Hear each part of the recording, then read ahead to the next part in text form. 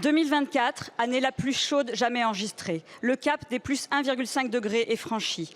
Les catastrophes meurtrières se multiplient autour de nous, à Valence, à Mayotte, à La Réunion.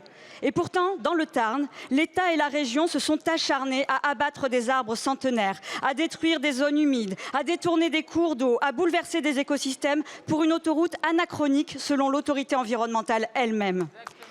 Et jeudi, le tribunal administratif de Toulouse a tranché, l'A69 est illégale.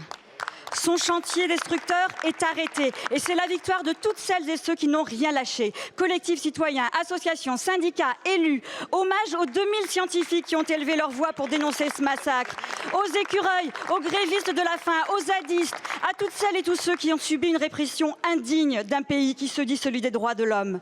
Répression qui a fait condamner la France par la Cour européenne des droits de l'homme pour violation du droit à la vie et la mort du militant écologiste Rémi Fraisse. Et on n'oublie pas les 200 blessés de Sainte-Soline, dont la méga-bassine a été, elle aussi, déclarée illégale. Vous les avez tous traités d'éco-terroristes. Eh bien, aujourd'hui, la justice leur donne raison. Non, il n'y a pas de raison impérative majeure à la destruction de centaines d'hectares de terres agricoles, d'espaces naturels, de zones humides. Pas de raison impérative majeure à menacer 169 espèces protégées alors que la biodiversité s'effondre. Pas d'intérêt public à détruire le vivant pour que quelques privilégiés gagnent quelques minutes. C'est une décision historique. Oui, la préservation du seul écosystème qui permet la vie humaine est supérieure aux intérêts économiques et privés.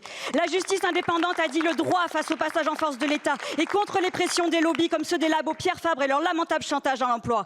Monsieur le ministre, c'est fini les grands projets d'un autre temps. Cessez vos mises en cause indignes de la décision des juges et ne condamnez pas ce territoire à l'immobilisme par de nouvelles procédures judiciaires vouées à l'échec. Le vent a tourné.